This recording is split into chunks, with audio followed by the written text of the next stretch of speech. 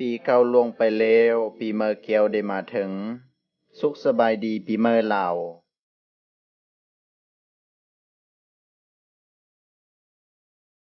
บัดนี้สาวบ้านทุกทั่วหน้าพร้อมสาวหนุ่มหญิงสาวผู้เล็กเด็กน้อยที่บ้านปักตุงวัดตุงแก้วสัญลามเมืองปักหลายแขวงสยามบุรีอันเป็นสถานที่ประดิษฐานขององค์พระพุทธรูปพุทธโลกนาถ4 ล้านสร้าง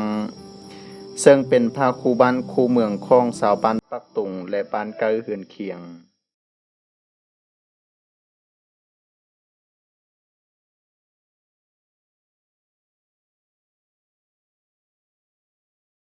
บัดนี้เนื่องในวันขึ้นปีใหม่ได้มาจุดจอดฮอดถึง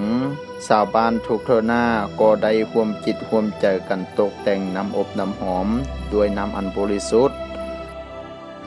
เพื่อมาคารวะฮอดสงฆ์แด่องค์สาวรูปพระสัมมาสัมพุทธเจ้า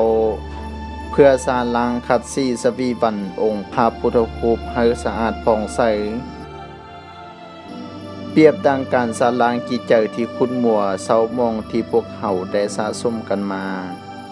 ทั้งปีให้หมดไปพร้อมปีเก่าเพื่อความอยู่เย็นเป็นสุขแห่งจิตแห่งใจและความสิริวิวัฒนมงคลแก่สาวบ้านสุภูสุคนในห่มโพห่มใสของบารมีองค์พระพุทธโลกนาถ4 ล้านสร้าง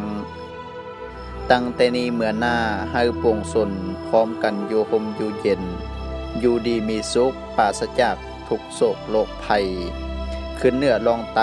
ให้ตลอดปลอดภัยทุกท่านทุกคนเดชทอน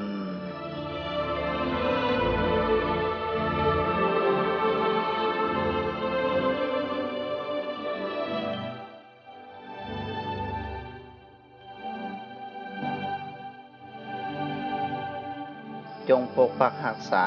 วัฒนธรรมอันล้ำค่าคงไว้เมื่อหน้าให้กองทั่วโลกล่าเมื่อหน้าสืบต่อไป